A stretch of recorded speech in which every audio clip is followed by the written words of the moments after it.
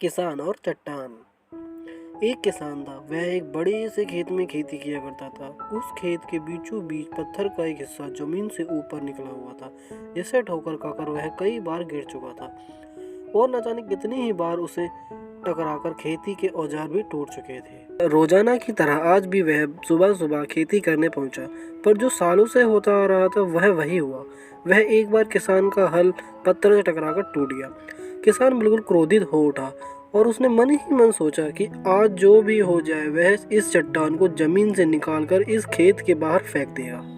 वह तुरंत भागा और गांव से 3-4 लोगों को बुला लाया और सभी को लेकर वह उस पत्थर के पास पहुंचा।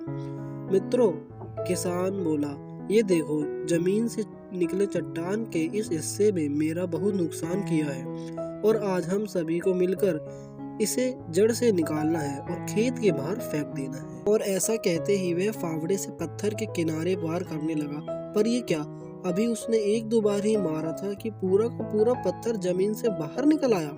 साथ खड़े लोग भी अचरज में पड़ गए और उन्हीं में से एक ने हंसते हुए पूछा, क्यों भाई, तुम तो कहते थे कि तुम्हारे खेत के बीच में एक बड़ी सी चट्टान दबी हुई है, पर ये तो एक मामूली सा पत्थर निकला। किसान भी आश्चर्य में पड़ गया।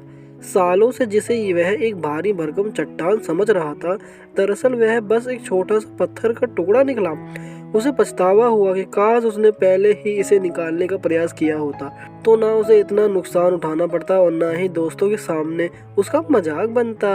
तो दोस्तों, इस कहानी से हमें यह शिक्षा मिलती है, इस किसान की तरह ही हम भी कई बार जिंदगी में आने वाली छोटी छोटी बाधाओं को बहुत बड़ा समझ लेते हैं और उससे निपटने की बजाय तकलीफें उठाते रहते हैं। जरूरत इस बात की है कि हम बिना समय गंवाए इस मुसीबत से लड़ें, और जब हम ऐसा करेंगे तो कुछ ही समय में चट्टान सी दिखने वाली समस्या एक छोटी सी पत्थर के समान दिखने लगेगी, जिससे हम आसानी से ठोकर मार कर आगे बढ़ सकते हैं।